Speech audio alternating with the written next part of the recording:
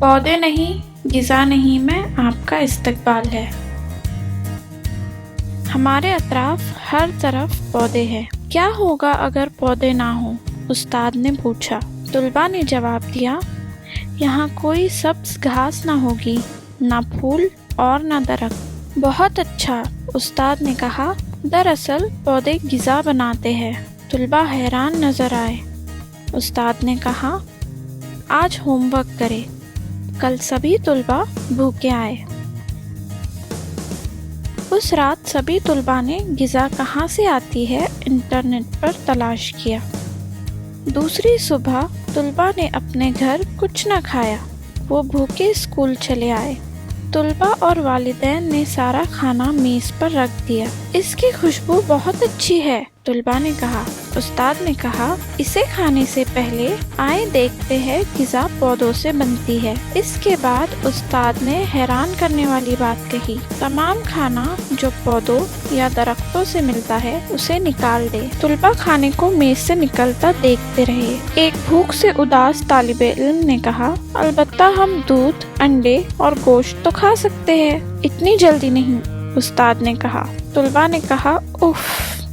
उस्ताद ने सवाल किया, जानवर क्या खाते हैं?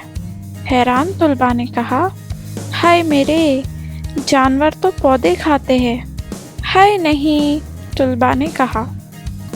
वालिदैन ने मेज़ से दूध, गोश्त और अंडे निकाल दिए। अब मेज़ पर बस मसाले, सॉसेस और पानी रह गया। वालिदैन ने कहा, ये मिर्चें और ये सॉसेस भी पौधों से ही मिलते हैं। उन्होंने इसे भी मेज़ से निकाल लिया। उस्ताद ने कहा, नमक रहने दे, वो मदनी है।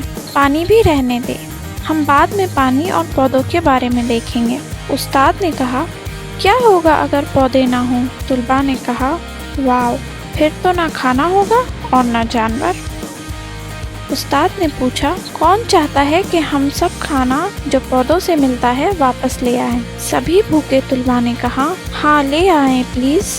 तमाम वालिदैन ने सभी खाना वापस रख दिया। हुर्रे, तुलबा ने कहा। जब वो खा रहे थे वो सोच रहे थे कैसे पौधों से खाना हासिल होता है। इनके खाने के बाद उस्ताद ने पूछा, पौधों को जिंदा रहने के लिए क्या ज़रूरी है? सूरज की रोशनी, एक तालिबे इल्म ने जवाब दिया। हाँ, और क्या? उस्ताद ने पूछा। खाक, दूसरे तालिबे इल्म ने कहा। उस्ताद ने कहा, हाँ, मगर कोई भी खाक नहीं, पौधों को मिट्टी की ज़रूरत होती है। मिट्टी जिसमें विटामिन और मदनियात पाए जाए, जो पौधों के बढ़ने के लिए बहुत ज़रूरी है। और क्या? उस्ताद ने पूछा। सारे तुलबा सोच रहे थे कि उस्ताद ने अपनी जेब से कुछ निकाला और पूछा, ये क्या है? ये एक लूबिया है, तालिबे इल्म ने कहा। हाँ, उस्ताद ने कहा, लूबिया बीज भी है। आए देखे कैसे 8 दर्जे में बीज बढ़ता है। 1. शुरू करते हैं विटामिन से भरी मिट्टी से। 2. बीज लगाना। 3. इन प्यासी बीजों को पानी देना। 4. अब शामिल करें सूरज की रोशनी। 5. पौधों का निकलना। मिट्टी के विटामिन पानी में घुल जाते हैं। जड़ें इन मदनियात और विटामिन से पुर पानी को जज़्ब करती है। पत्ते सूरज की रोशनी से तवानाई हासिल करते हैं, इसीलिए पौधे शमसी तवानाई पर मुतस्सिर है। 6. इसके बाद पौधों में फूल निकलते हैं। 7.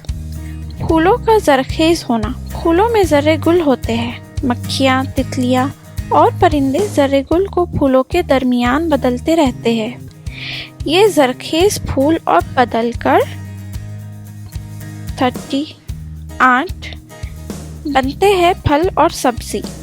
हाँ, पौधों से ग़िज़ा दस्तयाब होती है। इनके अंदर बीज होता है। ये बीज बड़े हो जाते हैं और फिर शुरू होता है ये ग़िज़ाई सिलसिला। वाव, हैरत अंगेज़। बीज से पौधे बनते हैं जो ग़िज़ा बनाते हैं, तुलबा ने कहा।